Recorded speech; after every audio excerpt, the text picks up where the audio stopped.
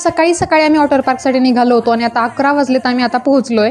जवळपास आम्ही 18-19 जण आहे. कॉलेज स्टुडंट असेल तर इथे खूप सारा डिस्काउंट भेटतो आणि जर बर्थडे वीक असेल तर पूर्ण फ्री आहे ट्रिप. प्रतीक्षाचा बर्थडे येणार होता म्हटल्यावर तिची पूर्ण ट्रिप स्पॉन्सर्ड होती. गेल्या गेल्या आम्ही पूलमध्ये शिरलो. म्हटलं इथूनच ॲडव्हेंचरची सुरुवात करावी.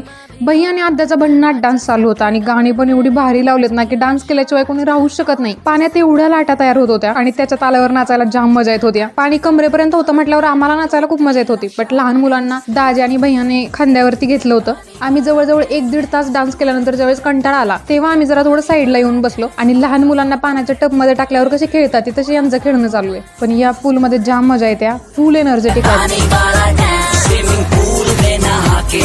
जाईल तिथे पाणी होतं. ही तर एवढी मोठी बकेट पाण्याने भरलेली डायरेक्ट पालती होत होती. त्याच्यामुळेच मी यांना म्हटलं होतं की आंघोळ करून येऊ नका, वाटलं तर साबण घेऊन या, साबण सोडा आणि याच्या खाली उभे राहा. ही राईड पण डेंजर होती. यात मला पुढे बसायला खूप भीती वाटत होती. म्हटल्यावर मी वहिनींना पुढे बसवलं आणि मी मागे बसले. आणि बऱ्यापैकी राईड मध्ये मी हेच करत होते की बाकीच्यांना समोर बसवायचे आणि मी पाठीमागे आरामात बसायचे. नंतर आम्ही आलो या राईडकडे. या राईडचं नाव तर मला माहिती नाही, but he ride me obviously केलीच नाही. इथे जर मला कोणी फोर्स केला असता तर कदाचित माझा जीवच गेला असता आणि नंतर ती राईडच वॉटर पार्क मधून बंद झाली असती. पण प्रतीक्षाने आणि अक्षताने केली नाही यार ही राईड. मला तर त्यांच्याकडे बघूनच भीती वाटत होती. पण थँक गॉड ते जिवंत रिटर्न आले.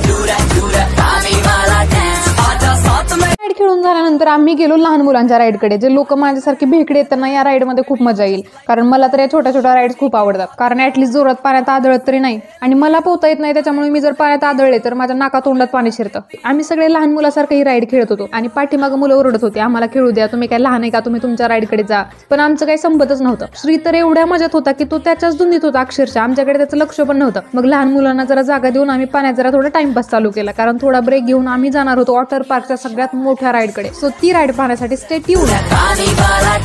ती आमची दुसरी राईड. ही राईड करायची मला अजिबात इच्छा नव्हती, कारण एवढी मोठी राईड होती ना आणि याच्यामध्ये करू होता. तर जाम स्पीडने खाली येत आणि खाली येताना एवढा डेंजर पोटात गोळा येतो की विचारूच नका. मी नको नको म्हणत होते तरी भैयाने मला फोर्स करून नेलं. मी एवढी घाबरले होते ना की माझे हार्ट बीट सुद्धा स्पीडने पडत होते. नको नको म्हटलं तरी आणि नेलं आणि दिलं ना ढकलून. खाली येईपर्यंत माझ्या तोंडात फक्त ओम नमः शिवाय ओम नमः शिवाय चालू होतं. थँक गॉड की ऍटलीस्ट मी बुडाले तरी नाही, तर जर बुडाले असते तर मी दुसऱ्या राईड पण कदाचित केल्या नसत्या. खाली येताना काय करायचं, समोरून मॅट उचलून धरायचे म्हणजे पाण्यात बुडत नाही आणि पाय थोडे वरती करायचे. मजा तर जाम येते, पण बुडलं तर यमराजच दिसतो. तशी लोक असतात तिथे उचलायला, त्यामुळे एवढं काय वाटत नाही.